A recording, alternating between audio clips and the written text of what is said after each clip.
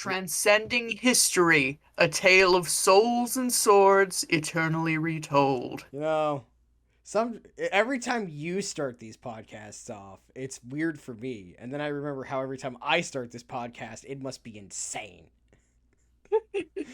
Hi everyone, welcome to the Skeleton Crew podcast, where your hosts Stross and Sardo regularly talk about random shit until they get bored or decide that it's time to stop talking. Yes. Usually the latter. Usually the latter.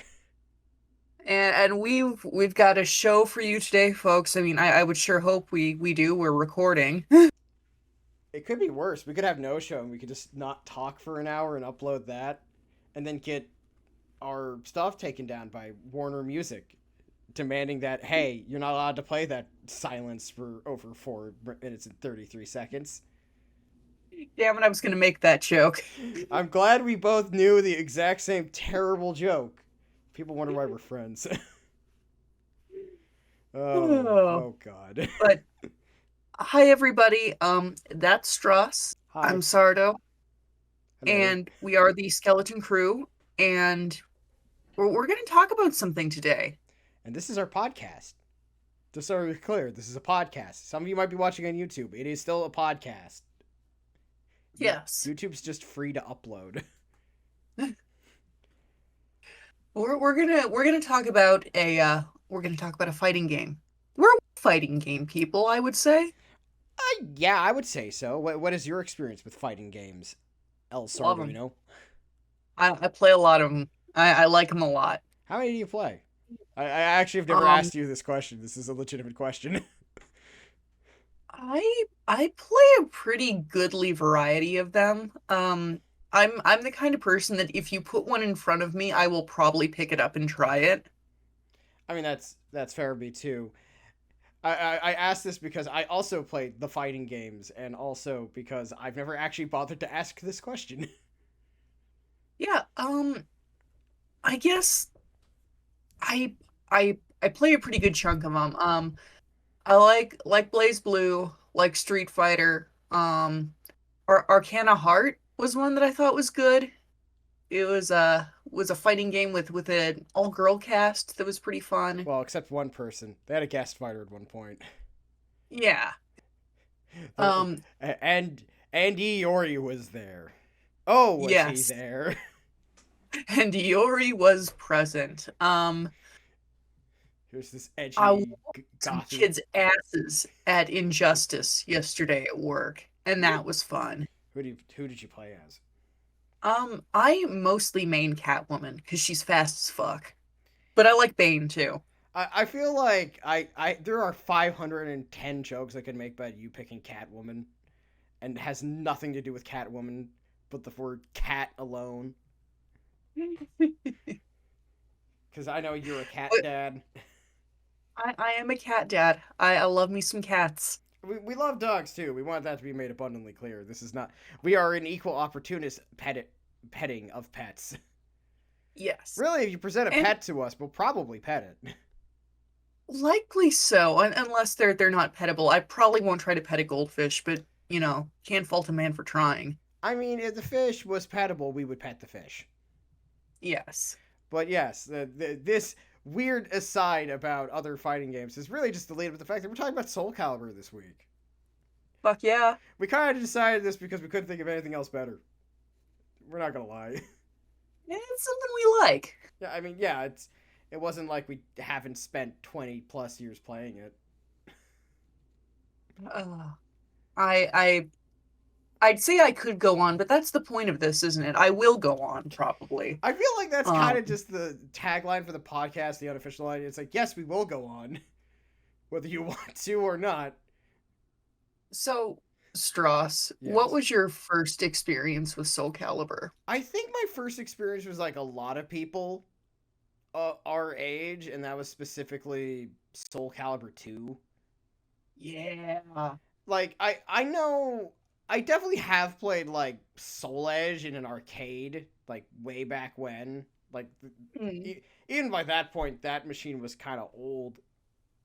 In a way that's like, you're still here? Yeah. But outside of that, my first one is probably for the GameCube, like most people's. Yes. And you saw a bunch of weirdos with large swords trying to whack each other. Kind of an easy way to get any child interested into the thing is present person with sword and have them fight each other. Kids like swords. Adults like swords too. I am always been very much a sword person. I mean, I would say something, but yeah, me too. So I really haven't. There's no grounds for me to stand on or need to stand on. We're on the same grounds. Yeah, we're level here. Well, sometimes there might be a hill. We haven't found it yet. Maybe. But and what was kind of your first takeaway from playing Soul Calibur 2? Like, I played you it know, a lot because I didn't own it. I rented it because this is. We have to remember. This is like 2002 or whatever. back in the day when game rental stores were like a thing, like a cultural juggernaut. Yeah, I mean, I remember like Soul Calibur 2 did extremely well. Yeah. And everyone was like, "Ah, this is real neat." And we should probably mention Soul Calibur is the other 3D Namco fighting game. And I say Namco because when it first came out, it was Namco and Bandai were two separate companies still. You want to know how I remembered this? It actually Oh, it is relevant because I still have my copy of Soul Calibur 3 literally right here in my hands at the moment. nice. I remember looking at the bottom of it and it just says Namco on the packaging. Like it's www.namco.com. Since you're holding it right now, can you take that copy of Soul Calibur 3 and just give it a little kiss for me? Yes, of course. There are Thank you very much. there are several characters on. Do you have a preference of who gets to smooch? Pick one. I don't know. You'll pick a good one. Oh, So, but that's hard because Mitsurugi's on the cover with Ivy and Zaslamel, but on the back it's Setsuka and Tira. um, give Zostamel a little kiss Yeah, for me. He was fun. yeah, there you go. Lovely man. But yeah, I think kind of the redheaded stepchild of a lot of fighting game series, and maybe I'm saying that because I'm a little biased towards it. I think Because like so I think the best way to put it is that of the two main fighting games produced by Bandai Namco over the years, or specifically Namco in the case of both, it was always number two. yeah, Tekken was always the moneymaker. I mean, look at how Tekken 7 was treated versus Soul Calibur 6. I remember. Pepperidge Farm remembers. Not that that's inherently a bad thing. It's we have no ill will towards Tekken. I like Tekken. Yeah, I like Tekken. yeah, I do too. I don't play it a lot, but I do like it. So, I guess maybe it'd be good to kind of talk a little bit about the general premise of the Soul Calibur series. Um, so it's a series about swords. That is very much a thing. The opening bit tells you that, and it delivers on the premise. There are a lot of swords. And we should be specific. It's about really two swords in specific. Yes. The sword Soul Edge and the titular Soul Calibur. Now, And Soul Edge is the cool one. Soul Edge is the cool evil one with its spoopy eye. Soul Yeah, Calibur is the other asshole in the room, but slightly different. And and it's the good one, or more accurately, it's the one that doesn't absolutely try to murder you while you use it. yeah, it's the good one in quotation marks because neither of them are really good. It's the whole thing of like, immense power fucks you up immensely, but Soul Edge does it in more like a badass way. Soul Edge turns you into a zombie pirate.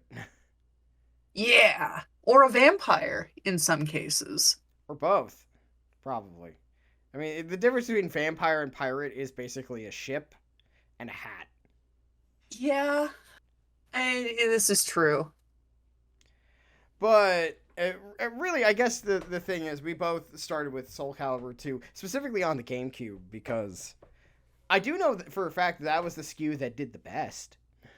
Yes, I'm because it had Link. Yeah, surprisingly, because we're recording this literally a day after Tears of the Kingdom came out, Link sells things. Yeah, people seem to like this Link guy. I think he's taking off. I think I think that small company Nintendo is onto something. Yeah, that small indie game corporation. But Oh, I got a story for you for that one, but it's not until we'll wait until afterwards because it's completely well, right. irrelevant. But and Soul Calibur has a long and storied history of guest characters. And 2 was I think the one that started it off Yep. with the console specific characters. You had Link on the GameCube. I actually bought the GameCube just for Soul Calibur 2 with Link. Wow. Um because I started with PS2 with Heihachi from Tekken, and I like Tekken. I don't care that much about Heihachi. He wasn't as cool because he only had his fists. And when the guy That's next to you has like a big sword, that kind of sucks. yeah, that's always kind of the problem with games where like you have people with things that can hit you from a distance, and then you have the one guy who has to walk up and punch someone. Kind of a Yeah, inherent it's always disadvantage. impressive. And then Xbox had Spawn, and now I'm also a comics person. I like Todd McFarlane's Spawn, even if it's kind of a little silly sometimes. But I never got to play as Spawn because I never had an Xbox. I don't really care for Xbox. I had an But Xbox and I never bought Soul Calibur 2 for the Xbox, so I never played a Spawn either. and I think one of the recurring problems that we'd see there and further down the road with guest characters is that some of them just looked a little silly next to the rest of the cast. And Spawn was one of them. He looked very silly next to this medieval knight character. Yeah, Spawn was a bit of a weird pick. I mean, I wouldn't know who else to pick for a new console that no one cares about. I mean, that's not inherently true, but no one like had you're brand new. Like who are you gonna pick? Blinks the Time Sweeper. Oh yeah, totally. Uh, uh the several people who listen to this podcast are just like, oh God, Blinks the Time Sweeper. A little bit of a back to the past, but yeah, so but Soul Calibur overall, it's the tale of two swords, one evil, but in a less cool way. What? And the I people think the best way to describe it is one is evil chaos and one is evil law, and we're both like, but chaos though. chaos. I will pick chaos every time. If I had to pick between the two swords, I would pick up Soul Edge and put it in my mouth. I don't think it would taste pretty good. How would I do it? And it's the people who fight over these swords from across the world because they think it will solve one problem or another in their lives. And that's basically the gist of it. I mean, there is like a grandstanding plot, but it's really stop evil sword Mhm. bad, and constantly evil sword does bad things to people. It makes them crazy. It makes them evil. Makes them do the bad thing. And it makes them really cool. Well, sometimes. Usually. Not everybody. Not Sometimes it everybody. just makes them get all red-eyed and weird looking. And kind of what the swords do is extrapolated upon as the series progresses, of course. But that's really without getting too much into the story, because like most fighting games are not known for their strong storyline. Let's be real. Unless your arc systems work, where in that case your story's batshit insane, Yes. or your SNK and actually give a shit. Half of your stuff happens off screen.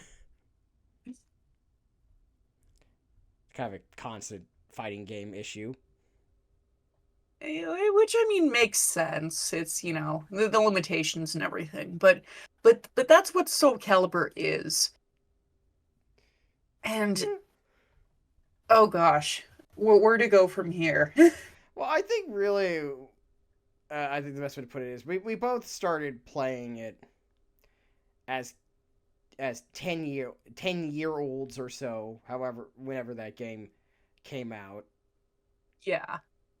So I think the real question is for you and for me. I'll let you answer first though. Is when you first booted up, because you were probably like me, had no idea what was happening, Right. didn't really give a shit. Who did you pick first? Who was like, this is the one? Oh, I'm I'm going back. I'm closing my eyes and I'm trying to remember. I think I did pick Mitsurugi first because I think even at that tender age, I was a tiny little weeb, and I'm like, this guy looks cool, and I'm pretty sure I played him first. Yeah, that's fair. I remember I picked Nightmare because he had a really big fuck off sword and Nightmare sounded was neat. cool. Nightmare has a sick design. Like if you've never seen Nightmare from the Soul series, Well, we should specify Nightmare in 2. Soul Calibur 2 Nightmare was bonkers. And we should say bonkers because, like, they use that design on their logo for the past 20 years. And they should because it's so good. He has like the this dark blue armor and like with these little like kind of bat ear points at the helmet, like big long red gnarly looking plume. He reminds me a little bit kind of aesthetics wise of Lancelot from Fate Grand Order, except not as lanky. Like glowing red eye on the helmet, and of course you have like he has Soul Edge. He has like the big Zweihander with like covered in like biomass meat and the big blinking eyeball. That eyeball is so incredible. And when you are 10 years old, that sword is the coolest thing you have ever seen in your entire little baby life. Especially when you're like 10 and you're like, Yeah, oh, I didn't know you could do that. that's sick. And it's still the sickest thing I have ever seen in my life. It really is. It really is. And I feel like really that's sort of kind of like what we liked about Soul Calibur was that like it was just neat. It was very neat. It had like it had everything. It had ninjas, it had samurai, it had knights, it had Pirates. pirates, Zombie pirates. zombie pirates, a dominatrix. I was trying to decide who was gonna be that last one. I'm like, I was like, I'm gonna pick Yoshimitsu, Ivy, or somebody else. I wasn't sure who would be the funniest option. Oh, and Elvis. Elvis is there too. Elvis is also there. Elvis with nunchucks. Nunchuck Elvis. Who was your first pick? Like did you said you picked Nightmare? Yeah, I picked Nightmare because Siegfried wasn't in Yeah. that game. So there You you you go. mentioned Yoshimitsu though. Yeah. And Yoshimitsu's kind of like a canon tourist. He's been in a few different games. Well, Tekken mostly. I think what this proves is that Tekken and Soul Calibur are in the same universe. So Yeah, therefore, at some point, Heihachi can pull out Soul Edge and stab a motherfucker mid-match. very nice. In theory. So I don't think it's ever happened, but it could happen. when are we gonna get King making a cameo in the Soul series? I don't know. You have to call up SNK, and they have to okay it. And I mean, they Yeah. already did, this. This is a really stupid joke. People are gonna get this joke, but it's a really bad joke because we're not the first persons to make it, and I'm okay with that. I don't know, maybe I would like King to be in this one, so that he can power bomb Raphael through the floor. How about you? I'd like to see him powerbomb Raphael too, but I don't know if we're thinking of it in the same way. No, you're thinking pile drive. There's no camera for us to turn to slowly, but just imagine that we did it for 2 seconds there, okay? Thank you, audience. And speaking of, I guess Stross. So we talk about first characters, but who's the character that like after you played, a few matches, you really got to know the game? Who did you sort of glom onto? Who was your like ride or die after that? In two, it's State Nightmare. I got lucky. I picked the first one and I kind of stuck with it. Hmm. After that, I've also played a lot of Mitsurugi. Right. Let's see. Who else? It's hard because like it was Siegfried in 3 because he was a little less aggressive than Nightmare was, so I could play a bit more defensively. Yeah. I play fighting And games on a defensive measure first, and wait for the other person to fuck up so that I can win. oh. And also, I guess it's worth mentioning, Siegfried and Nightmare are Nightmare is more of a title. Siegfried is Nightmare for a little bit. He's Nightmare in 2, and he's the coolest Nightmare that will ever be. But then he gets unpossessed and becomes a regular little German boy again. I hate that. Nightmares would happen when those German boys go into the weed cave. Oh my god! My God, don't go into the weed cave. My sword is full of stolen stealing. Oh, that's a terrible joke. I'm really sad that we didn't get like a costume for Siegfried that's just like Lederhosen. I don't think Lederhosen existed yet. I don't care.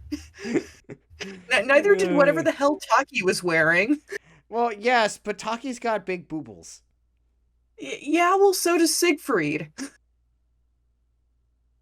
mean, that's not wrong. It's about equality, Strauss. I demand equal opportunity boobage. I will take it to Bandai Namco myself. I want to objectify equally.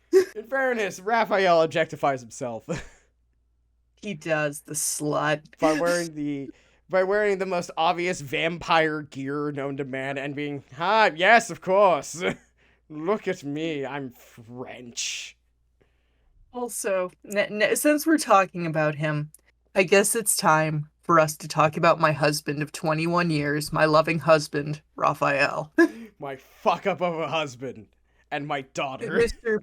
Mr. Raphael Sorel, who has a Spanish name? I don't know. No, I think Spanish or Italian. I think it's Italian. I don't know. Definitely not French. I believe a Spanish rapier, and he's a cultural like fuck up. He's the classic problem when you have a Japanese dev team who probably doesn't know a lot about other people's cultures try to do it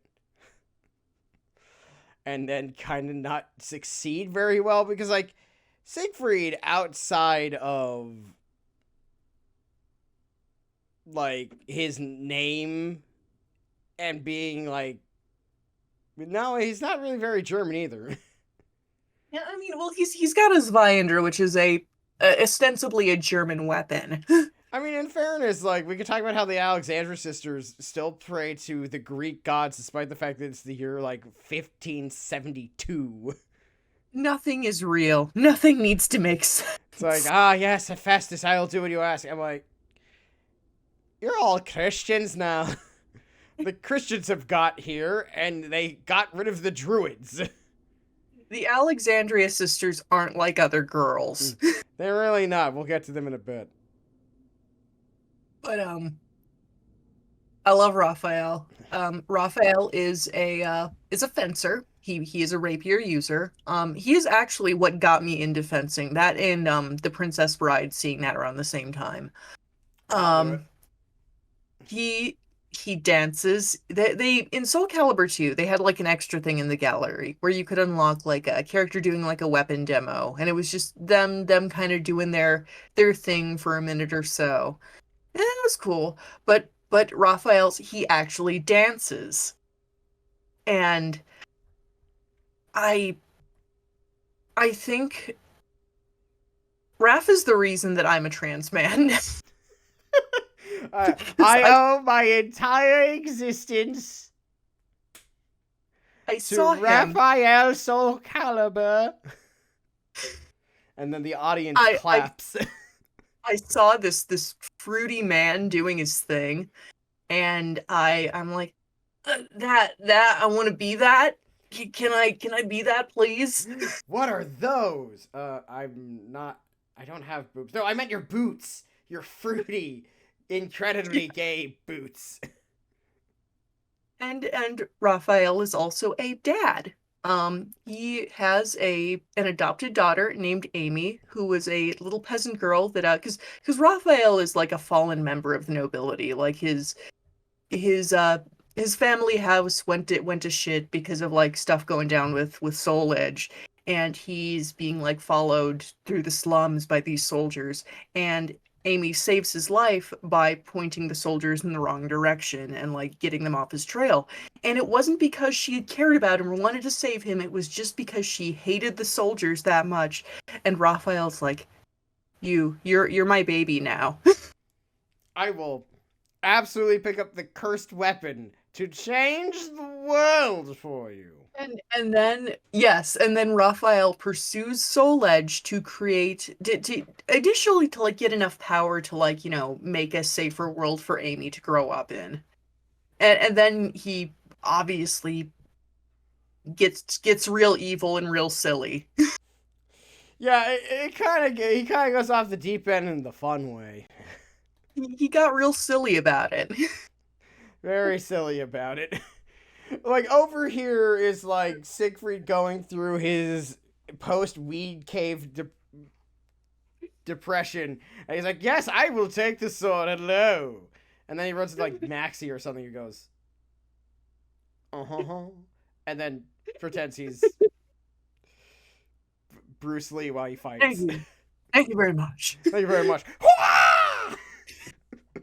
And we'll have to talk about Maxie too. Maxie I also love. He is the perfect combination of Bruce Lee and Elvis, and I like him. We should mention what makes it really funny though, is that we are talking about all these characters. We haven't mentioned technically the people who are considered the main characters really at all, which is really funny. we have talked for probably about 16 total minutes or so. I don't know how long we've been talking about Soul Calibur directly. We haven't talked about Keelik. We haven't talked about Shanghua. We haven't talked about we haven't really talked about Sophitia. We kind of sort of we mentioned talking, but we haven't really talked about her in any real way. Her cherry dipped cone bodysuit. God. I always wondered, have you ever worn a bodysuit before? Yeah, I have. What's like getting in and out of those things? Because it's like a wetsuit. Because I've worn a wetsuit. Like I've worn like catsuits and stuff for cosplay. I'm gonna say like because you see occasionally like the people who try to justify all these like, well, it's for mobility. It's like you do not feel mobile or flexible at all in those. And that is why she is potentially peak woman. It's like I feel lacquered when I'm wearing one of those. Just like my joints are stiff and I can't move. So Taki is just built different. Yeah, I'm only going with that fact. And even if you're not familiar at all with the Soul series, you've probably seen Taki once or twice. You've probably Um, seen either Taki or Ivy at some point. Like, let's be real. If there's two female characters who definitely like every series, and you would agree with me when I say this, every series has at least one or two female characters who kind of get thrown out yep. into the world of fan art. You encounter them in the wild Yeah. fairly frequently. Like, we're part of some like series that aren't super heavily loved outside of Japan. We're clearly Hmm. Warriors fans. We understand about being the redheaded stepchild of fandoms. We know how it be. It do be like that sometime. But You do. every fan base has one or two female characters usually escape into the wild and get art drawn of them by everybody. And there are plenty of reasons for that that we're not going to go into today. Oh no, I'm gonna go into it. What the fuck are you talking about? I'm Oh, okay. absolutely going into it. We gotta talk about Ivy's ever growing boobles. Yes. So the reason I guess let's not be coy about it. The reason that Ivy and Taki are seen in the wild so much is because they got big old jugs. They got big boobs. They got big boobs and they move about. But I need to talk about this because I've been naming this after a while. I call it Ivy Valentine syndrome. Hmm. It's when a female character, or really any character, but usually it's a female character, is assets grow per entry. Every And it's every single new entry of Soul Calibur, I swear Ivy's tits get a little bit bigger. and I think there's a degree of like acceptable absurdity there because it's usually with a character that it's like, you know what? That's that's reasonable. That's reasonable for them. And Ivy is one such character.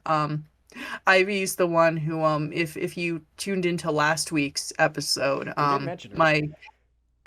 my story about my dad accidentally finding out I knew what a dominatrix was.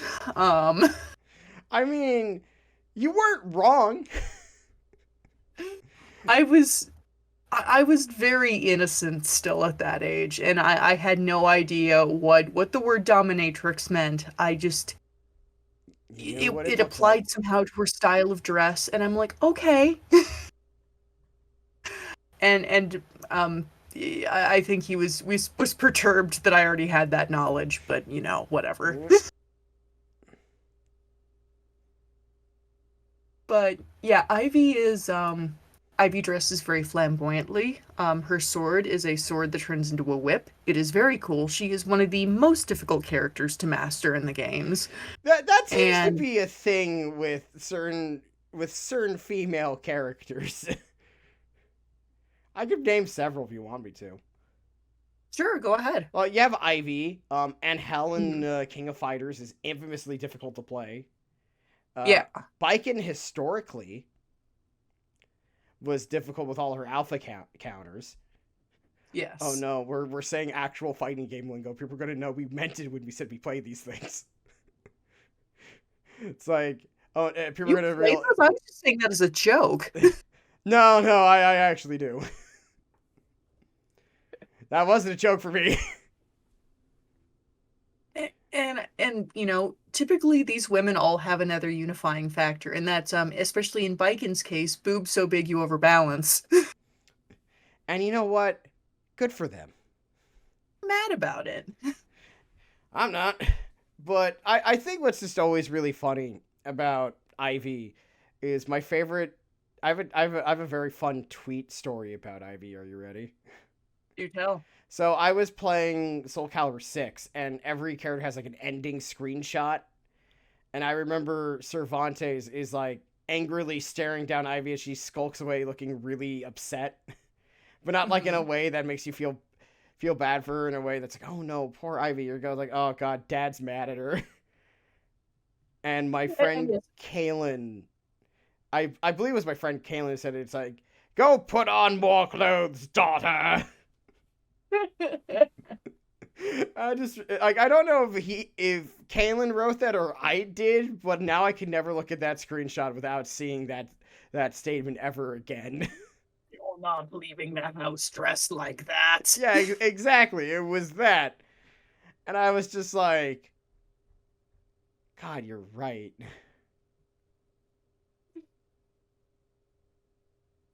It is funny. And yes, Cervantes, the zombie pirate, is Ivy's dad. Which means she's not even British, she's Spanish and British. The- all of the Europe stuff here is just a mess, and I'm here for it. Yeah, best way to like when approaching Soul Calibur with all the European, like all the Japanese characters and even like East Asian characters are usually like fine. Yeah. But when you get to like the European characters, it starts breaking down and gets weird. It is kind of a funny case of like the shoe being on the other foot in that it's like the Asian cultures are very well delineated and like there's, a degree of like attention to detail paid to them. And then Europe it's just like, oh, whatever. And I it's like mean, it's like we nice to have, see that twist around for a change. yeah, because we haven't even talked about Voldo yet. Or like we've just been dancing around this subject. It's like we need to talk Slithering about around it. Italy's greatest Qatar user and king of all Voldo, things. Voldo is also how I learned what the word gimp meant. Yeah. Stross, what Yeah. is Voldo? Who is Voldo? Yeah, Why okay. is Voldo? So Voldo is one of the many, much like most fighting game characters, a lot of the roster of Soul Calibur has a bunch of weird fucking characters on it. Yeah. And someone thought at some point in the design process was we're going to make a guy who protects basically a giant treasure trove owned by a former merchant of death who sold weapons in Italy. Pretty Or cool. one of the Italian states. I think it's Venice. I don't remember. Yeah. And they decided that he's going to use Qatar, which are the Indian punching daggers from India. Mhm. Just to make sure people know which Indian I mean, because some people are going to be stupid about it, because it's Native American. Right. Anyway, for some reason, they decided he was going to be a bondage slave. But he's like 60. Yes. Yes.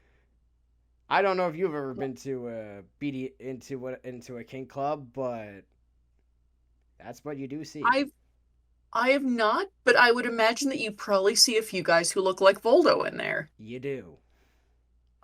If I may describe Voldo for our listeners at home who've maybe not seen this man before.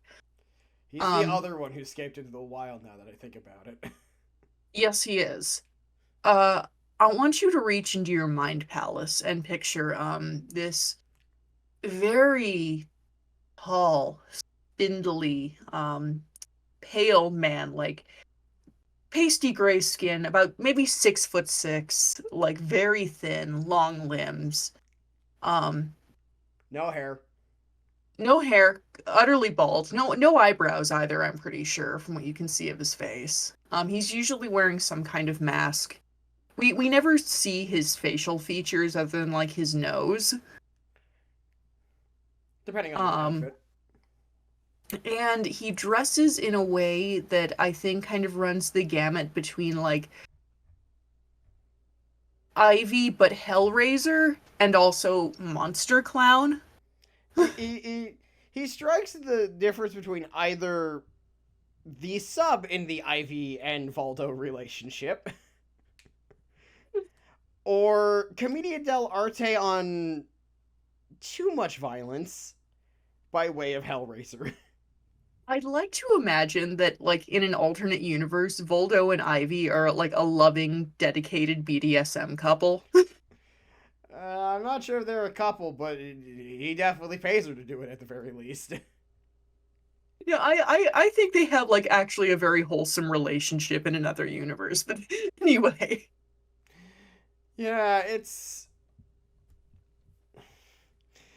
one of those things where you're just like, I'm not sure why we do this, but here we are.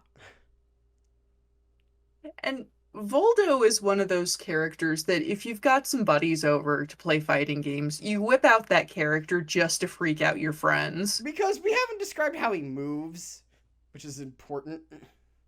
He slithers. He slithers, he writhes, he does the worm, he does all these weird poses, and they're all disturbing.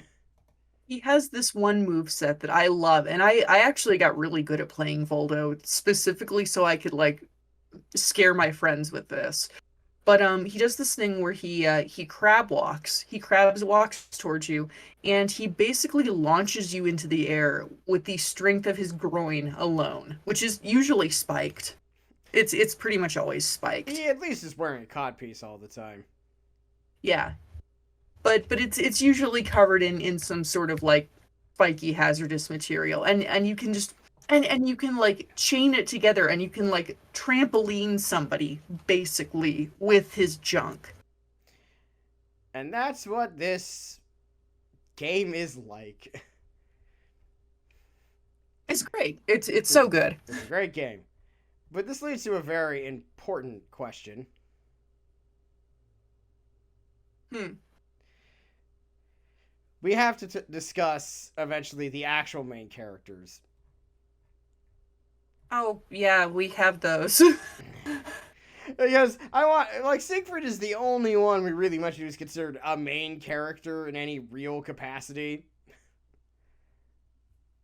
So we have little German boy.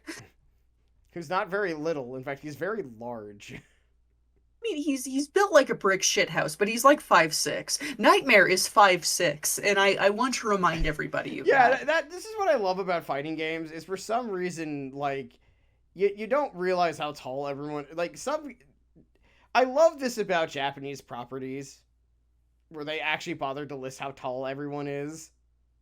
Hmm. And then you're like, Siegfried, 5'6". He's my height. It like makes sense because he's small, but he's like he's built like a pit bull. Yeah. And it's like 15 like 80. You know, he didn't have as many vitamins and minerals in the water and shit. Yeah. So, The fluoride wasn't put in the water yet, so everyone's teeth was bad too. but the other main characters in this, we haven't gotten to yet. So I guess we probably should do that. We should talk about. Okay, do you want to talk about the friendship trio or the sisters? I'm letting you pick. Let's talk about the friendship trio first, because I know you're gonna want some time to talk about at least one of the sisters. This is true, and so do you, and it's the same one. Yeah. But the friendship trio consists of a young man named Keelik. and Uh and his annoying ass stick. yes, I like Keelik as a character, but God, he is an absolute kick in the dick to play against. Especially when you actually play someone who knows how to play him, and you're like, no, stop, please. Oh, I've taken so many oaks to the eye. Keelik has a bow staff, and he super annoying, super annoying. I mean, I say this while also meaning Song Mina, proving once and for all that I am in fact a massive hypocrite. You goddamn stick users. Me and my sticks. But the Listen, other key ones are Maxie, who we've mentioned as Elvis by way.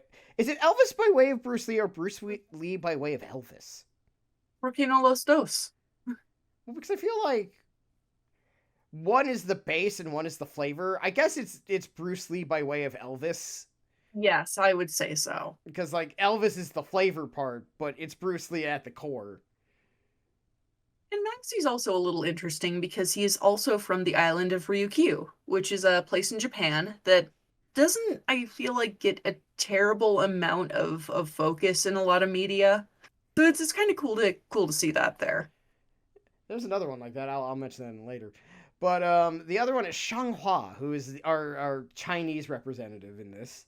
And kind of teased as like Keelik's love interest, kind of sorta. Like like it's implied, but nothing ever really fully comes of it. Well, except that one She's like, time. But we don't talk about yeah, 5. I do. We'll talk about 5 in a bit. But And yeah. she's like spirited and kind of, plucky, voiced by Wendy Lee in the English dub. And, she's just, Still is. she's a little bit sassy. Yeah, and she's the pretty one. She's the Yeah. cute girl. Remember, we have Ivy, Miss Dominatrix. We have Giant Mhm. Tits McGee over here. That applies to actually 2 people. Yes. Japanese version. Hmm. And then you have Changhua is like, "Hi, I'm the cute girl next door one who I guess is I can't say non-threatening. She has a sword." She's just like more like the cute kind of not tomboy, but like cute and petite and like more approachable. Mhm. So that's kind of those three, and they have some focus on the other sword, Soul Calibur. Yeah, Shanghua actually wields it at a point. that's I believe that was during 1/6 because 6 is Hmm. kind of a reboot. We'll get there. If you're like, this is complicated and weird, you're right. It is. And I like her moveset too. She's one of those characters that I picked up a little later in life, and I actually really dig her. She So also has the tantrum attack, yes. which is really funny. It's this attack where she gets face first on the ground and starts like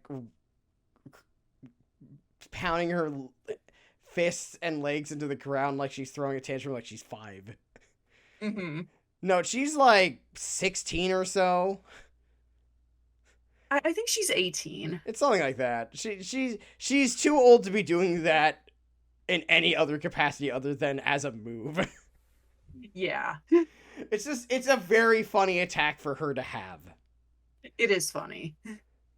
But yeah, that's sort of like they're the main characters in the sense that they're the main characters of Soul Calibur as a series, but really the other main character, I guess the 1B to their 1A would be Sophitia Alexandra.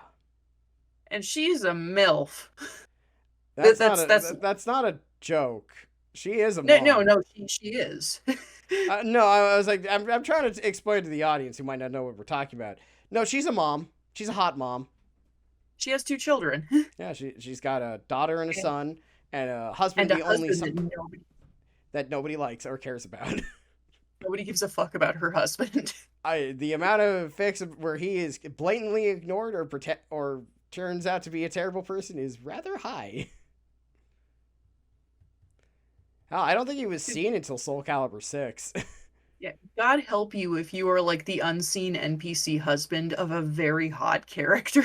Like nothing is worse than being the unseen husband of a hot lady character who is surrounded by other hot people in a property. That is a Yep. recipe for you to be the least liked character in the franchise. And also going back in time here a little bit and remembering this, Sophitia and Taki were like a very, very popular lesbian ship back in the day. I think they still are I because can they do interact. assure you, they 100% still are. Yeah. What do you mean back in the day? Well, I'm just saying back in the day because I don't read a whole lot of Soul Calibur fan I fiction don't anymore. I either, admittedly, but I definitely can assure you it's if there's one thing we'll have a shipping episode one of these days to really explain it. But like there's stuff in the first game which was called Soul Edge and it Mhm. wasn't they didn't keep calling it Soul Edge for legal reasons that were very stupid. I'm not going to go Played into it. Soul Edge. Well, it wasn't. It was changed to Soul Calibur because of Edge magazine and weird Mhm. copyright bullshit. It's weird. I actually had a physical copy of the game. I bought it after I played too. Anyway. But yeah, I would say Sophitia is like the main character specifically of like Soul Edge and 4. Mm-hmm. Like, if you were to ask me, like, I would say Siegfried was the main character of, like, kind of sort of 2 in a very weird. Actually, no, Nightmare was the main character of 2. Let's be Well, real now. so and to clarify a little with the series, there was I think there was Soul Blade, which is the very first one, and Well, I then you think, had well, if I remember correctly, you're right, but that's what it was called in the US because they couldn't call it Soul Edge. yeah, it's Soul Edge slash Soul Blade, Yeah. And and then then, you had Soul Calibur 1, yes. Then and 2. then Soul Calibur 2. Anyway, And then 3, 4, 5. We'll talk a little bit about the weirdness of 5. And then 6. yes. But with Sophitia was sort of the main character of the first game in the sense that Keelik and Xianghua didn't really exist yet. No. Because they were introduced in Soul Calibur, if I remember correctly.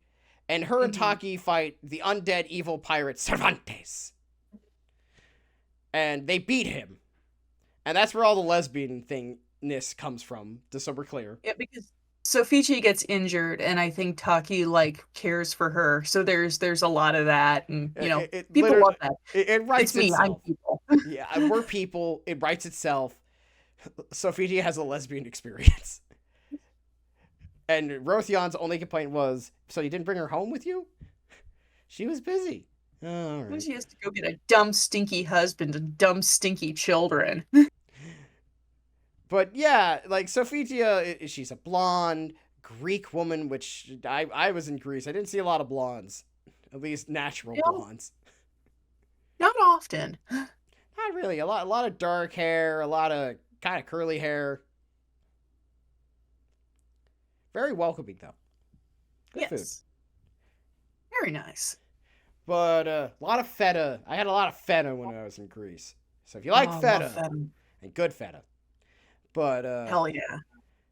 but the thing is that makes it all really funny though when you play it is that that then 2 happens and Sophia is technically not in the game. She's in like the home version, I think, Hmm. because they Yeah, just you don't get to play her in arcade. You have to unlock her. because they were like, we should give Sophia a break. Let's let her retire. Here's her younger sister who's like the fuck up version of her in the fun way. Though And Cassandra's and her little also sister. and also with a lot less kicks to the nuts. Yes. So Sophia has like a grapple move where she grabs you and then knees you, but because of her height and the other models' heights, a lot of the times it's into people's dick. There's a lot of dick shots in this game, like with a lot of different characters. I swear I saw either a comic or a Flash animation back in the day, which is this Sophia knee crotch shotting Raphael multiple times. Don't worry, he likes it. We're terrible. We're the worst. But yeah, so Cassandra's my favorite of the 2 sisters because she's the fun one. She's spunky. She's the spunky one who also had the interaction with Raphael, where it's like, let's have this dance. She's like, ew, no. You're No. totally not my type. Not, That's what she says. yeah, you're not my type. It's like, wow. They are a very popular couple in fandom. That's true. Though I would say Which, probably her biggest ship is Siegfried, historically speaking. yes. Yeah. But Raph gets in there a little too. Yeah. In fairness, both of them, if we're being supremely honest. Yes. But it's just so funny because like you have all these characters. Like you have Cassandra, who's like, well, fuck you, Hephaestus. I'm saving my sister. Didn't do a good job. No, that didn't work out. That was a no. And that's why we love her. Also because She tried her best. and they gave her like they started her with Bobka and then they gave her a cute ponytail. I like the ponytail. I do too, and that's why they kept it for 6. Mm-hmm. Where also she instead of kneeing people in the nuts now hits people with her butt. Yes. And that's always good. Butt stomps. And We need more women who I butt stomp in games. I agree. The butt's powerful. I But concur.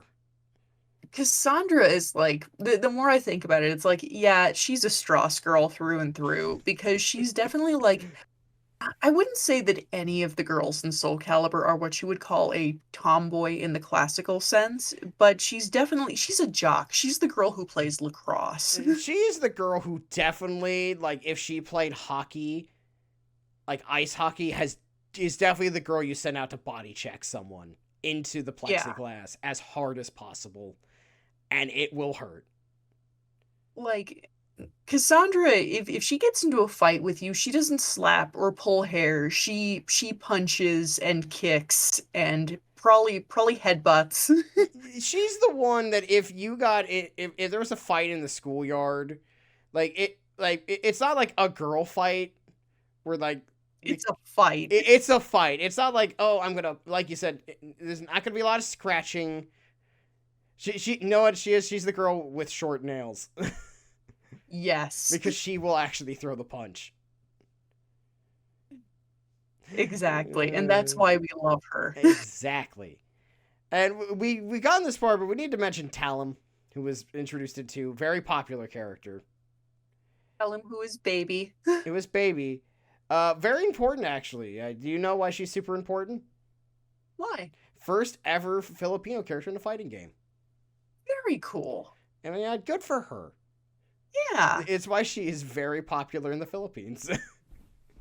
I can see that. Yeah, and she's kind of like, she's very petite, she's very tiny, and she's got like tonfa for her weapons. Fun to play. Fun to play. She's 14. And she is Just to be a clear. priestess of the wind. Yeah. And that which she uses to punch you in the face at very high speeds. She hits surprisingly hard. I mean, this is one of those fighting games where, like, much like with Tekken, every move does a lot of damage. Mm-hmm. I mean, because the logic is it's a sword. It's going to hurt you.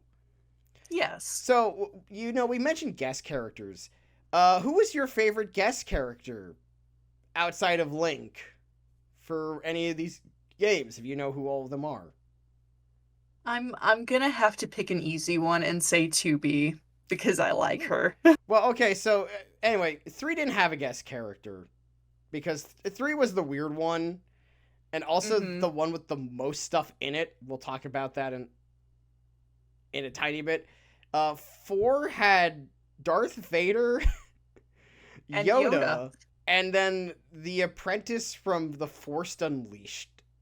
And also, if you ever picked Yoda, playing that game, everybody hated you in Yeah, the room. everyone hated you. Well, okay, there were 2 characters in Soul Calibur 4 that if you picked, everyone hated you. For most people, it was Yoda because Yoda was so short that half the attacks didn't hit him, Hmm. which is really funny.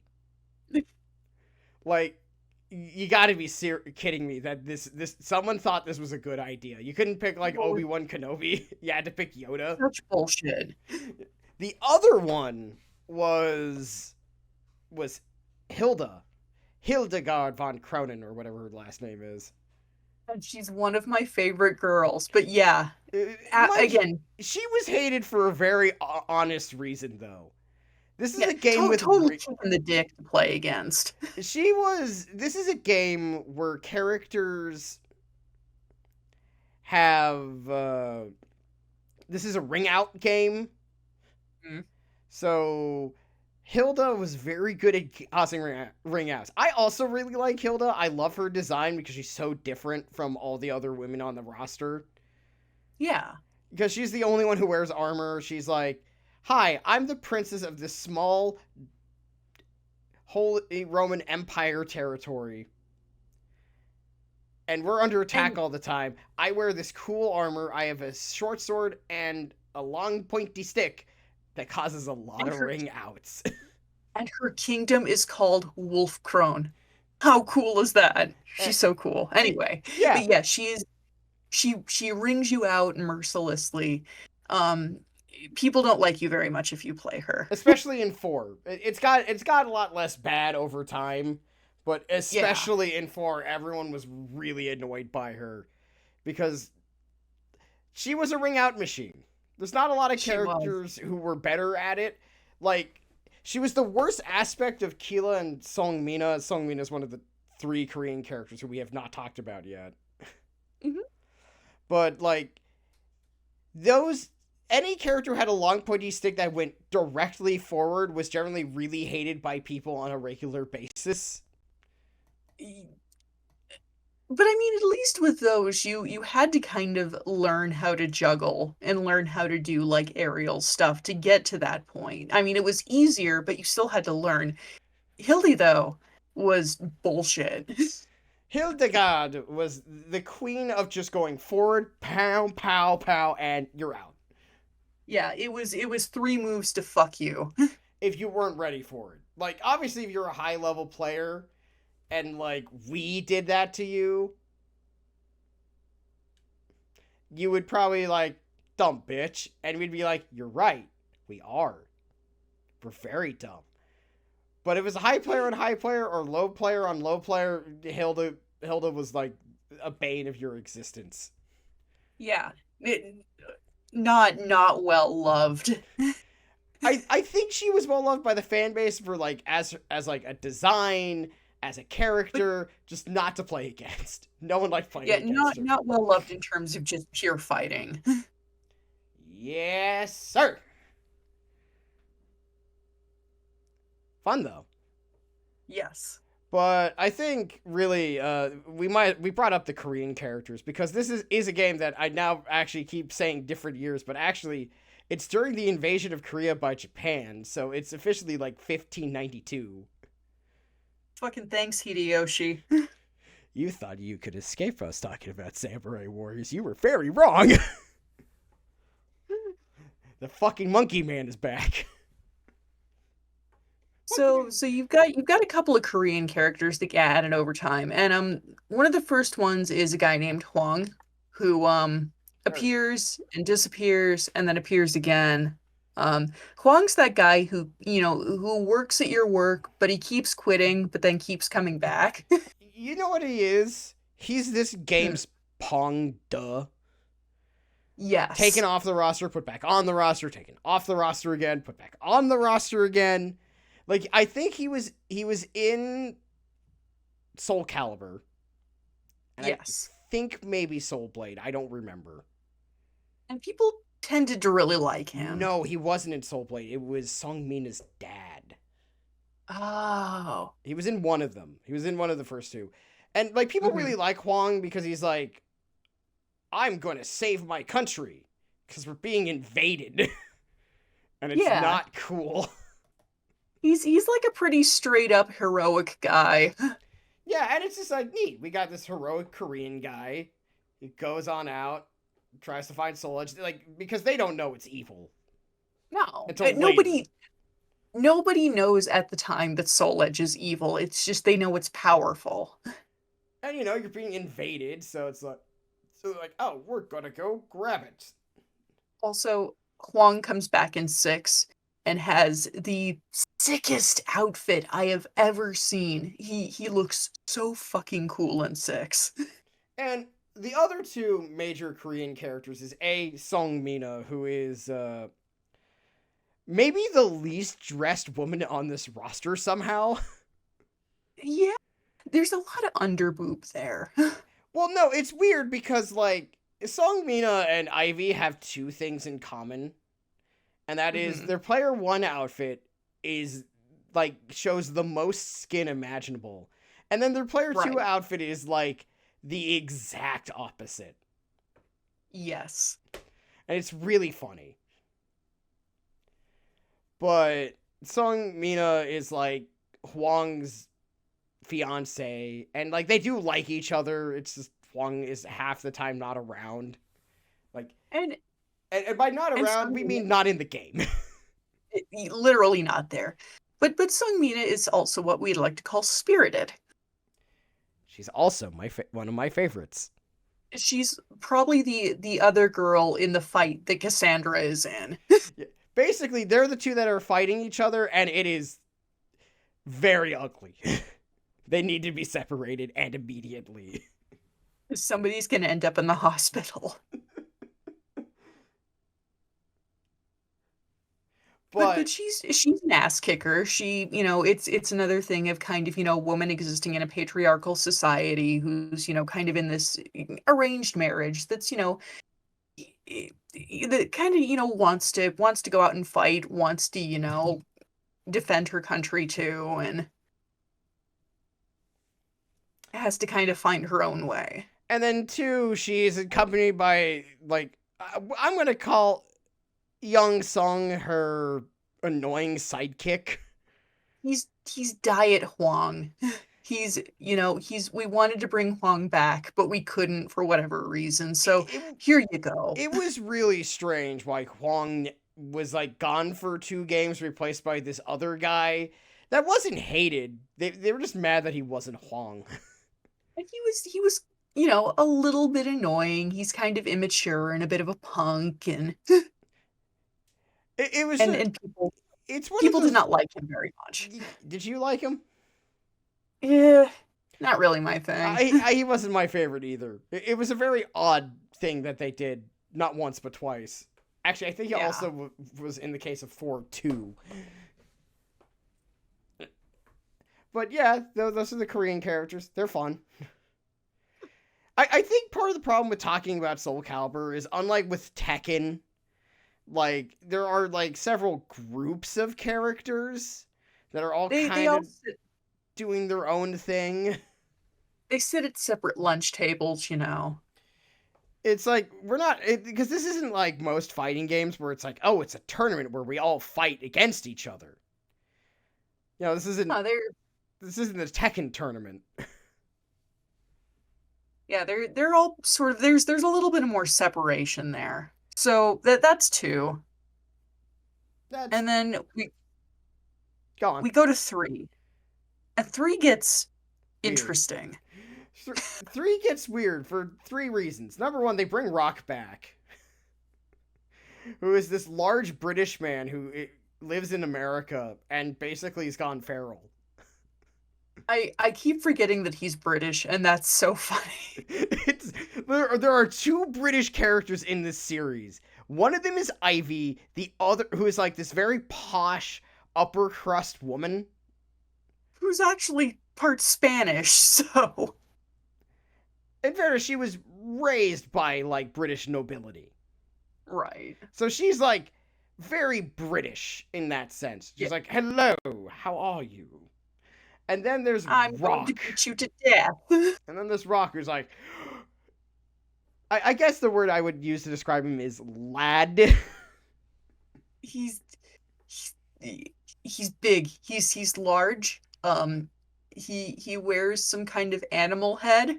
He wears a pelt. He wears He's several pelts.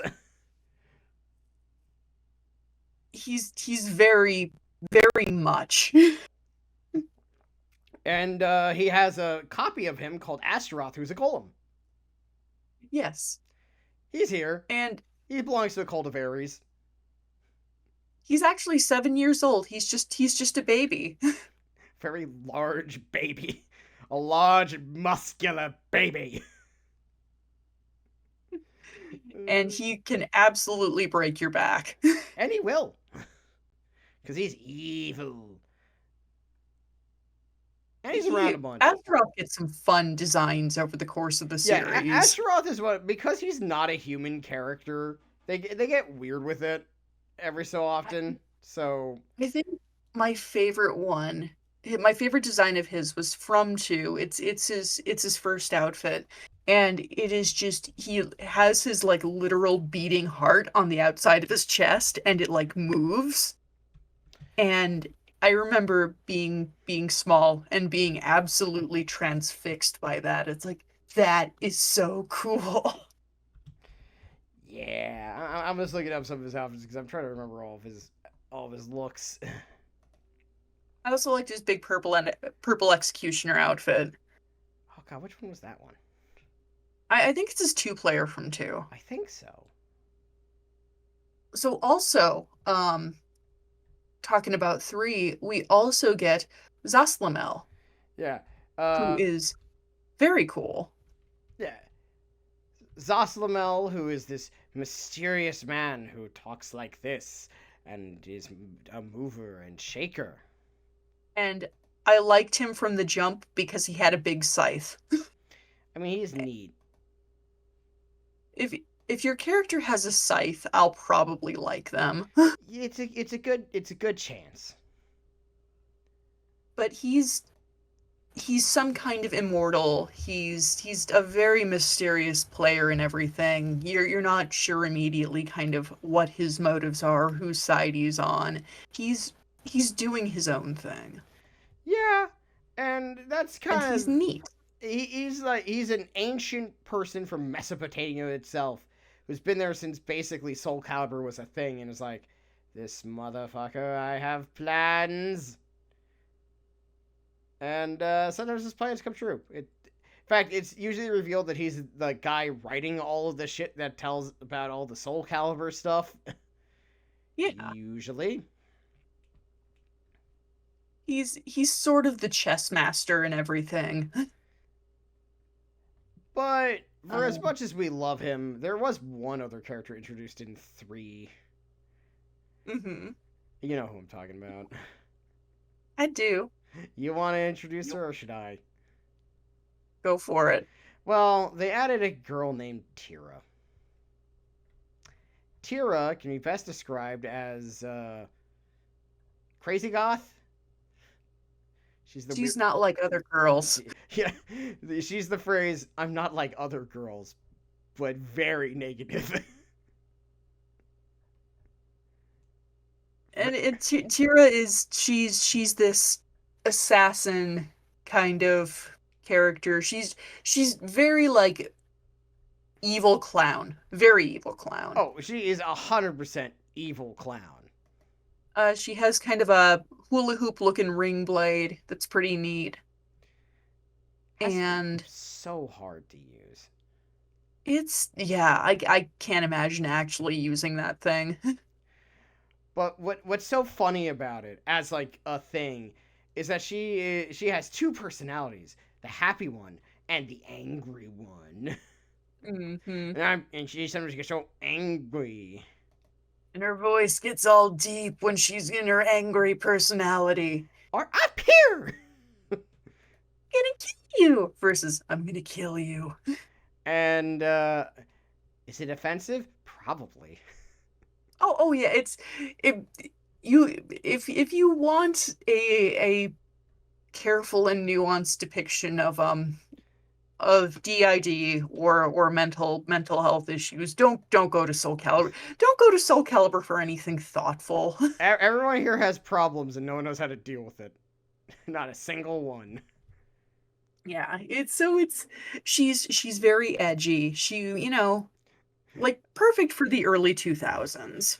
Very. I don't know how popular she was with people, but she's definitely popular with certain people. Yes.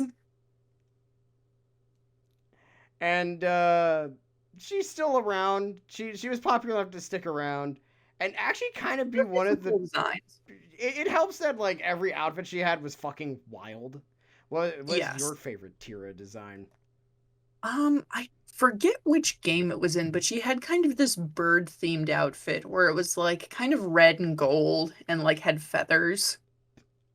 I'm gonna look it up, but And she had like kind of like two pigtails and then shorter bangs, but it was neat. yeah, she was always kind of neat and kind of weird. Yeah, she's quirky. She's the she's not like other girls. And also she was I think part she was also the first real evil woman. Yeah. But we should mention because like fighting games have always had sort of this issue of having multiple female characters, but most of them are usually good guys. Yeah. And so somewhere around the mid 2000s, everyone's like, all of our evil women are usually brainwashed or forced into evil, like Ivy. So we're gonna need someone who's actually evil. And so Tira came into existence, and a few years later, Jury from Street Fighter would too. Oh, Jerry. unlike SNK, who already had Shermie. I'm starting to Yeah. realize these names are very similar, and I'm very surprised by this. Huh. But points to Tira for women's wrongs. Absolutely. I know which one you were thinking of. For Tira's costume, you were thinking of her 5-player 2 costume. Yes, that one. So speaking of, we didn't finish the guest characters. The other ones were, by the way, was Ezio Auditore from Assassin's Assassin's Creed Creed. in 5. He's actually one of the better received ones because he, unlike the Star Wars characters, he actually fits. Yeah, you can buy him being there. I mean, he should be dead in terms of timeline, but who gives a shit? Nobody, no, timeline isn't real. Let's see. 6 had Geralt of Rivia The Witcher. from The Witcher. Also very well received because, well, he was fun to use. And again, he fits. He fits also because they brought the battle music from Wild Hunt. And they also, I think, did some kind of interesting stuff with like his storyline in there to make it kind of like Somehow work with the game. Yeah, And which he, was he actually felt like kind of a part of it. yeah. So and then the best part of it, and then they brought in Halmaru as well from Samurai Showdown. Yeah. The only character involved here who's actually from the future, and not to be. 2B's inclusion And will always be hilarious. It's like, well, you were super popular. and that kind of tends to be the rationale with bringing guest characters into Soul Calibur. It's like it's really popular right now. Except Halmaru. Halmaru was just because he was neat. Yes. I think that might be the only time he's ever been voiced in English. Very cool. But yeah, those were the guest characters. But we need to talk about the weird shit that happened with 5 real quick. There was some stuff. So after 4 came out, that was like 2008. There wasn't a new game for a while. And then they arbitrarily decided to move the timeline forward by 17 years. Mm-hmm. And it was noted to be very arbitrary. So a lot of fan favorites were suddenly gone. Like, Taki was replaced. Sophitia was replaced. Cassandra was mysteriously missing. And we got a whole squad of like kid characters sort of to replace the people that were done away with. Like, Keelik was replaced by, oh god, what was his name? Sheba? Sheba, who was this wild child, obvious reference to Journey to the West. His big character trait was that he was always hungry. Oh, he liked food. That was his thing and not much else. Yeah, a lot of it was a very trying time. It was not well done. Like, okay, here are the returning. So I'm gonna just read off real quick to give people an idea here of how many characters were replaced. All the characters that were in 4. And I'm going to warn you, there was a lot. So these were all the characters. Some of them we haven't even mentioned. Amy was there, Astaroth, Cassandra, Cervantes, Ivy, Keelik, Lizard Man, who's a completely different Greek character turned into a lizard person. Long story. It's hilarious. He's a Greek lizard. Maxi, Mitsurugi, Nightmare, Raphael, Rock, Songmina, Setsuka, who is a not Japanese person from Japan. Siegfried, Sophitia, Taki, Talum, Tira, Voldo, Shanghua, Yoshimitsu, Yongsong, and Saslamel. And and really no real new characters outside of Hilda. Some bonus characters like were there. There's a bunch of random characters and minor characters. All that good stuff. Yeah. Here are now, all those names I just mentioned, here are the ones who returned for 5. Siegfried. Neat. Nightmare, sort of. Mitsurugi.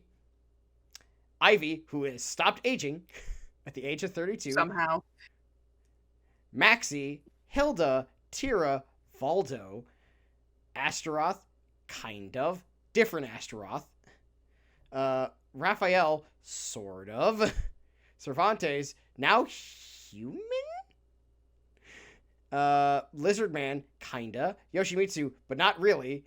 That one's second. It is one of my favorite Yoshimitsu designs, though. Yeah, This is the one with the mastodoms up to a skull. that one was cool. And Edgemaster, who has not been around in ages, and then Keelik. You'll notice there's a lot of names missing. A lot of very popular names. And they all got replaced with characters that nobody liked anywhere near as much. No one got this more than the son of Sophitia himself, Patroclus.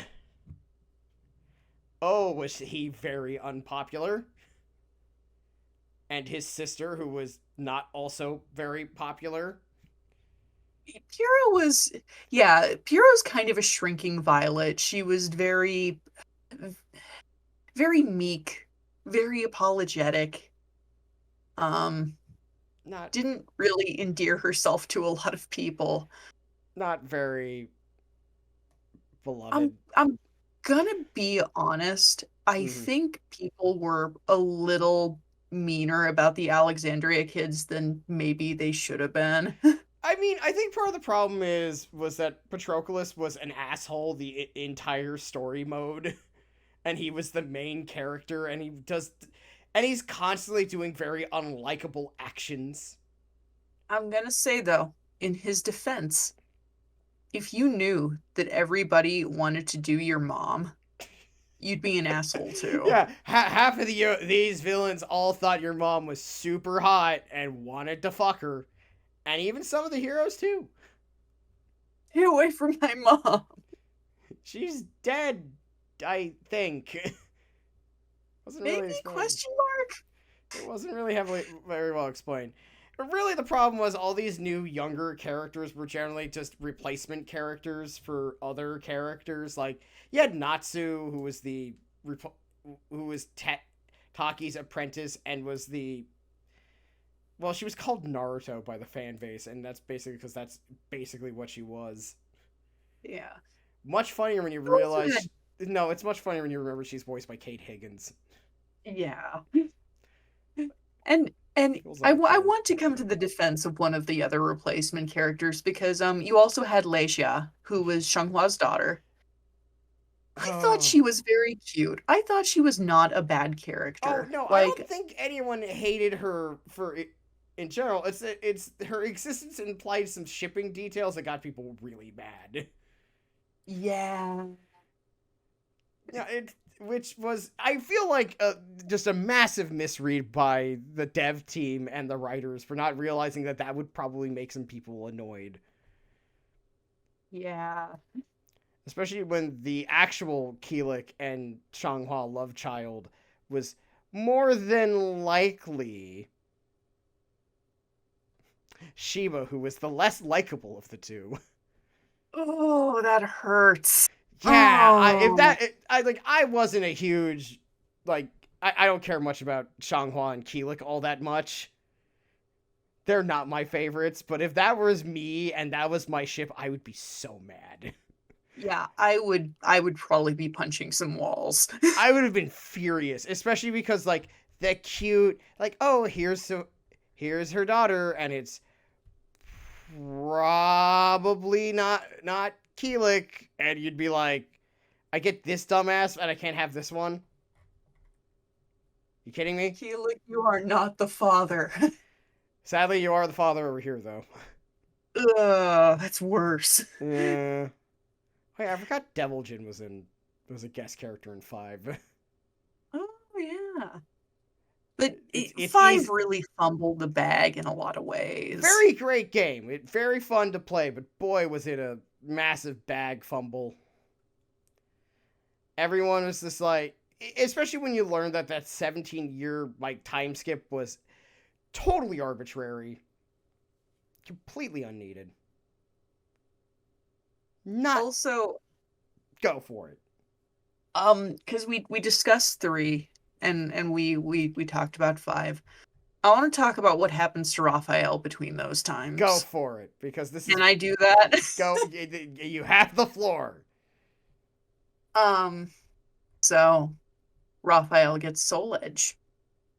Um, Raphael gets infected by Soul Edge. Like it does. Raphael does not become a hulking mound of biomass. Raphael becomes a vampire. And it's it's implied that between 3 and 5, Raphael, as we know him, basically dies, and Nightmare like takes over his body. And I don't know, I just think that's really funny. And this then leads It's to some interesting speculation, because like Siegfried now has this like group hunting soul edge things, hmm and there's this weird witchy character named Viola on his side. And everyone's like, "Is this Amy? She it's she doesn't there's remember her there's a real lot of, name." yeah, because she's got amnesia, but she's also got a lot in common with Amy in terms of design. She's got a lot of the same color schemes. Her hair is like stark white now, where Amy has red hair. But, that stuff can change. And Viola and Amy both have these very pronounced ringlets. And nobody else in the game has that hairstyle. And, And I'm inclined to think that it is Amy. well, I hold on. I need to check something real quick, because hold on. If this continues any further, I just need some information.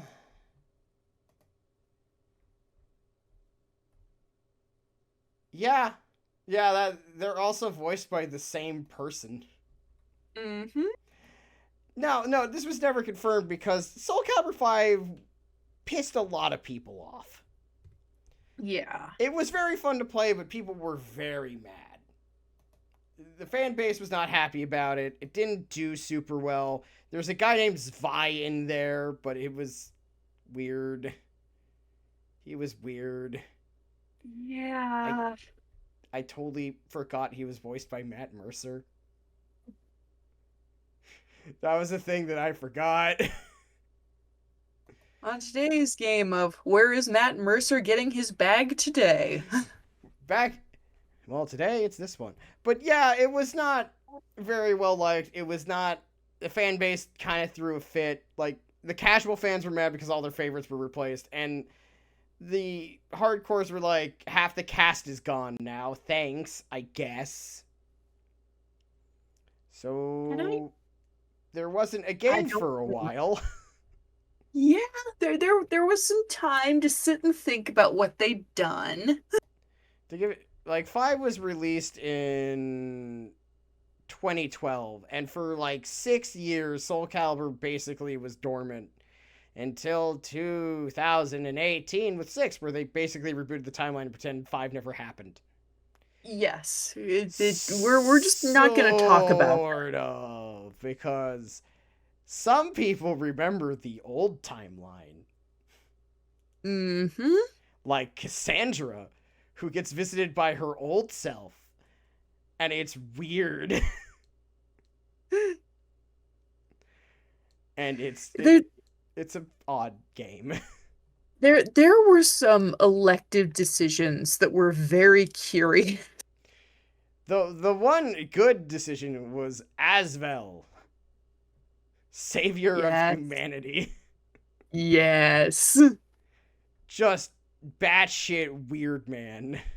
Just, like, if you looked up the word cult leader in the dictionary, it would be his picture next to it. He is so silly and so fun. And he talks like this the entire time. I love him so much. Oh no, everyone loved him because he was so goofy, but in a fun way. It's just like I want a Barbie doll of him and I want to chew on its head. He was also joined by the new character Grove that no one cares about. Grow was very there's this been weird trend of like in the later games in the series like introducing a very anime man with very anime powers and like kind of getting a lukewarm reaction to him. Like people loved Asbel. Like even you knew this because if you look at it, you're like, people love Asbel. He's really neat. He's like, because he was such a very different villain for a Soul Calibur story. Because usually it's Nightmare or whatever, and Yeah, this time he's like, "Hello, I'm the savior of humanity." it's like you sure are, buddy. And people just thought he was wild, and he was wild. He was fun. He was so much fun. I like him a But lot. like you had Grow, who was not very well received, like very lukewarm reaction. Yeah. And you also, and this started in three, but in the later games, you started being able to create your own characters, which was fun. And I think seven had a very nice, robust character creator. Yeah, Or six. six Yeah, had a nice one. we're hoping for seven. Getting ahead of myself. Yeah, we don't have seven yet. Yeah, that's a hope moment. Understand, this Yeah. is us hoping for it. Mm-hmm. Um, That said, Grow did have a fun move set. yes, he did. I liked his moveset. And a change that I really liked was that because in two when we really got to see his non-Soul Edge influenced personality, um Raphael was this very like kind of cool aristocratic, you're not worthy, I'm so much better, kind of haughty, and Raphael gets to be a little more of a himbo in six. I'm gonna say it. He's he you get to see his softer side a little bit when he's dealing with Amy, and it's cute, and I like it. I'm here for it. I liked when they finally brought Cassandra back and she used her butt more. Like, Yes. and she's like, "I'm gonna butt stop you," and I'm like, "Yes, use that." They lean very heavily into the butt stuff, and I'm not mad about it. Let's see, but yeah, no, I would say we're hoping for a seventh one. I mean, obviously not at the moment. Tekken 8's coming out sooner rather than later. Mm, I mean, that does make sense. That's the big money maker. Seven did a lot of heavy lifting for the fighting game genre during Capcom's bad yes. period. And I swear, we're probably going to talk about Street Fighter like this another day, too. So before we get going on this, because we have been talking about this for 90 minutes, Hmm. who are some of your, other than Raphael, who are some of your favorites? Who are the ones that make you go, yes, yes? Oh golly. That's a tough one because like I love most of the characters. I'd say probably my second favorite has to be Ivy. Mm-hmm. Um, I love a mean purple bitch with some big titties. Yeah. I mean, That's my flavor. there are so many worse picks you could have. And I really, really like Yoshimitsu. I've always liked I always Yoshimitsu. loved Yoshimitsu because he always would spout a bunch of philosophical, like, Buddhist nonsense, and you're just like, I'm into that. It is I, Yoshimitsu.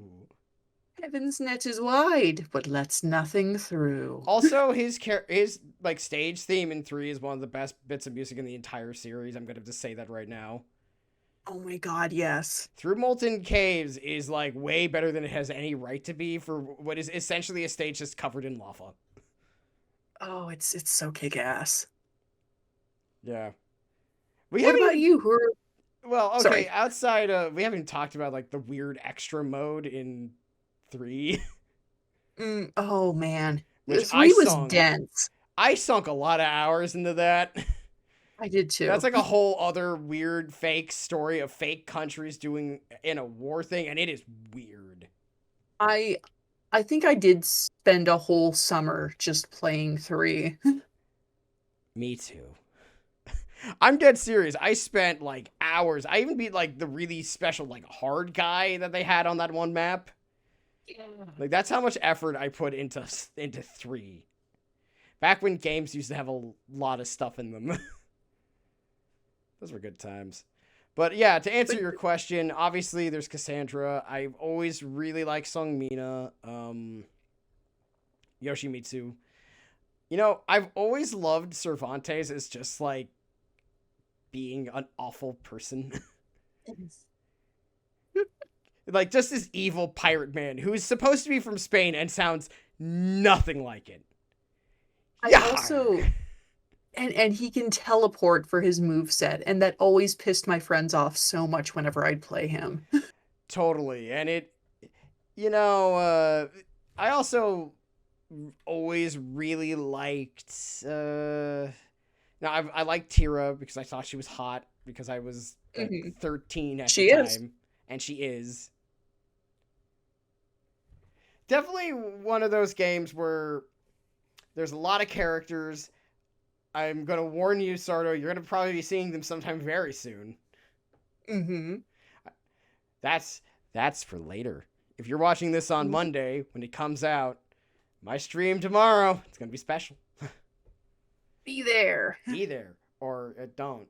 I can't stop you. It's all up to you. We can't tell you how to live your life. We really can't. But yeah, when it comes to like Soul Calibur, I think what it is, it was always very extra, which is I think why we like it. Hmm. And because it's so extra, it has all that stuff to it where it just feels extra. Like you have a zombie pirate, you have a very hoity-toity Frenchman, and You like have a lizard man. I I mean, also like Lizard Man. Lizard Man was always cool because he was just a lizard man, and lizard men are cool. Yes. And you also had Rock, who you always forget was British until you read where he's from. He's like from London, but lives in America and goes wander around in the wilderness like a crazy man. As you do. Truly a special time. Indeed. But man, this was a nice trip back into the past. I love these games. I'm gonna warn And I you. think really, I'm gonna warn our audience and you, sort of. We're probably gonna do this another thing like this for both like Street Fighter, several SNK games, and probably some other stuff too. very good. All because eventually we're gonna have to do this for Samurai Warriors 4, and we're not gonna apologize for that one. We warned you. Oh man. Because we're gonna have an episode dedicated entirely just to us talking about that game. And remember, last time we talked about just 5 alone, we started talking about 4 for 3 hours. It's it's a lot. It's a hell of a drug. Remember, our brainworms are dangerous. Yes. Anyway, folks, I'm Stross. You can follow me at Almighty Stross on Twitter.com or Twitch. And you can follow Lasardo himself on at Autopsy Garlands or Uncle Death Yes. on the Um Twitch.com. And you're moving to and Mondays. yes, we are moving to Monday. He's going to be doing another art stream then, so that should be fun. Very And excited about I'll that. I'll probably be there because I'm not doing anything else Monday night. Yeah. And then Strauss, I'm going to be on your stream Yeah. Tuesday, and Tuesday is very special. Yeah, Tuesday is my birthday stream. My birthday is actually this coming Wednesday on the 17th. But we're doing it Tuesday because I do other stuff on Wednesdays. I don't stream Wednesdays and I don't plan to.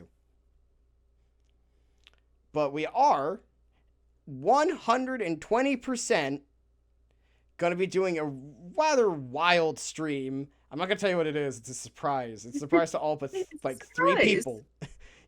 Sardo's the only one of 2 people who knows what's going to happen, and he knows that I could be doing anything. Yeah. But yes, our plan is very simple. Come Monday to Sardo's stream. This will be uploaded before then. Well, before then, we'll do some art. Maybe he'll draw Raphael. Maybe. We'll see. I might now. I might have to do that. Yeah, you can draw Raphael getting kicked in the nads by Sophia for hitting on her little sister. You're probably not, but it would be funny. Maybe I will. We'll have to wait and see. But as always, you can listen to us on YouTube, Spotify, your RSS feed, several other places. I keep forgetting where I uploaded these things to. Probably shouldn't. All over the place. Spotify, RSS, all the places. Most of the places, not all of them. I still haven't figured out how to But get but Google Podcast to work. but yeah, check out the Skeleton Crew. We've got a few episodes now. Yeah, this is our 14th episode. We're gonna have a guest I'm proud soon. of us. We're having guests soon. We're gonna be talking about MILF Manor in the near future. We're gonna have our Yes. first guest host as I attempt to figure out what the hell's happening on a show I didn't watch and never will. Don't worry, we'll fill you in. Oh, I will. I have plans for that. Don't worry. Wild plans. Well, it's been fun. Good night, everybody. Thank you for listening. Whenever you're listening, I hope you're well. This is officially our longest episode in the cans. Who would have guessed Oh it man. was going to be about Soul Calibur? Oh god, that Samurai Warriors 4 episode is going to be horrifying. We might have to split that up into 2 parts. This one's for you, artists. Cheers. Have a good night, folks. Good night, everybody.